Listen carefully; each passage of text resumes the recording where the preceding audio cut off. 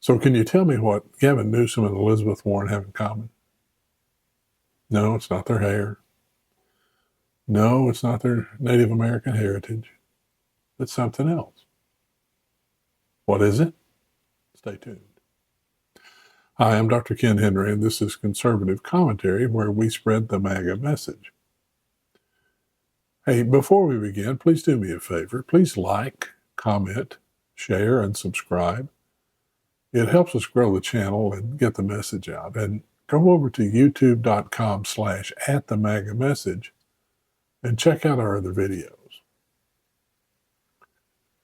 Well, Gavin Newsom is not having a good week following a particularly bad series of events and some horrific wildfires in California. Gavin had a phone conversation with President Biden in which he declared that his biggest problem was dealing with misinformation. Poor Gavin. It seems like the Democrats now, if you correctly criticize them with truth and facts, then you are spreading misinformation. But Gavin's problems are multifold, that's for sure. But I think maybe this one thing that he and Liz both have done is just immoral. And I hope it comes back to bite them politically in the backside. What is it? Well, Gavin and Liz both have stated that they're raising funds for fire victims. That's a wonderful thing. No question that those folks who have suffered through these horrific fires need help. But Gavin posted on X this link that took the persons over to his fundraising page for his super PAC and the fundraising agent Act Blue. Now, they claim that Gavin doesn't get any money from this. His PAC doesn't get any money from this. But Act Blue does. They get 3.95% of every dollar that's donated through this Act Blue website link. And Elizabeth Warren is doing the exact same thing to, quote, raise money for these poor fire victims. Well, okay, so what? Well, they now have harvested thousands of names and phone numbers to send text messages for future Democratic fundraising. You heard me right. The Democrats never let a good tragedy go to waste. They make political hay out of it. Newsom accused President Trump of politicizing the situation. Why would Trump want to politicize the situation? Gavin Newsom's no threat to him. Trump's entering his second and final term in office. Newsom can't run against Trump, so why would he politicize it? And what misinformation is Gavin talking about? Is it the fact that he cut the budget? Is it the fact that he went along with the wild liberal lefty loonies and didn't do deforestation of the forest floor and allowed these wildfires to spread like crazy? Is it the fact that they didn't have water in the hydrants?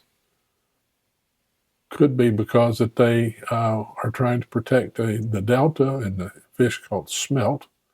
And they also took out a dam which had a huge reservoir. And there's no water in the hydrants now. Is that misinformation? Oh, but wait, Gavin's got the solution.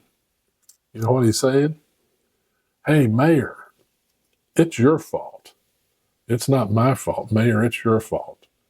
He's turning on his political allies who put him into office, helped put him into office, trying to save his own political hide because he knows that his career is going up in smoke, just like those mansions in Pacific Palisades. Take a look at the following clip And share your thoughts with us in the comments. California Governor Gavin Newsom is getting piled on for sitting down with Pod Save America, the podcast started by Obama's former staffers. Here's what the governor had to say.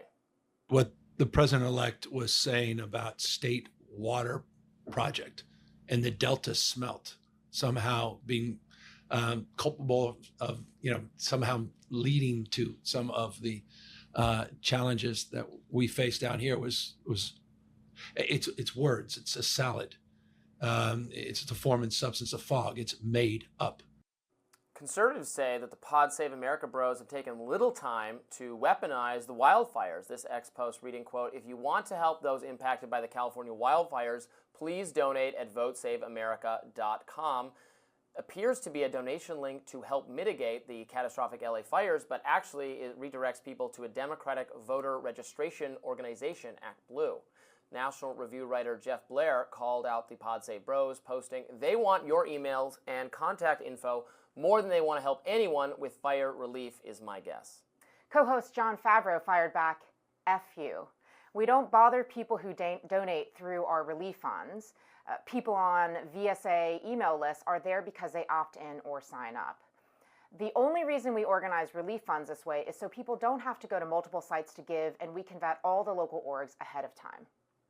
Blair then responded, "I think you've been caught out, brother," to which Favreau posted, "Something you reply when you have no idea what you're talking about. It's okay to admit you just effed up and lobbed a gross accusation without checking the facts." They are having you donate through Act Blue, says another commentator. Can't make this stuff up.